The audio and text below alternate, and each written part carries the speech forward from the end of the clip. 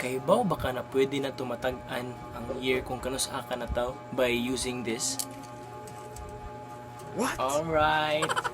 This is just for fun lang, no? A simple trick na pwede na to siya i-share sa kauban na to sa work or friends. Dili ako original ani ha, dili ako yung nakauna ani. Naari nag-share na ko ani. So ganahan sa na ako i-share ninyo. So di na ta magdugay, so let's go.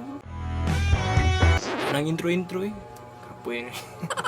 So we have here a tape measure. So atong gilatag diri tanan.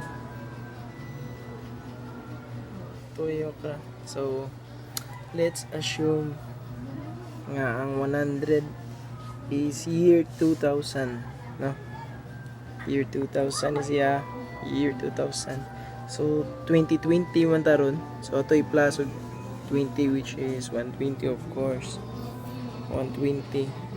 So ato siya itumong gani. No.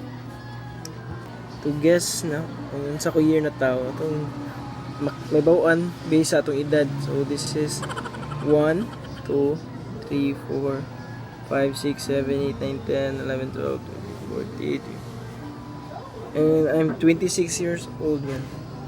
So ato siya i-match sa babaw. And 1994 gata sa tumpak. Well, sa imong mama, inaniya sa imong mama magpapa ate.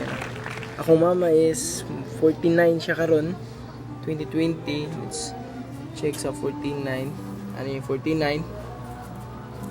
Ato siya i-match sa babaw. It's 1971. Magic! So kumusta? Sayon ra kayo no? Magic! Yeah baby! No, pwede na to siya i-share sa atong mga friends. Kauban na to sa work. If wala mo inani, pangulam na sa silingan. Kaya inuman man sa din ako.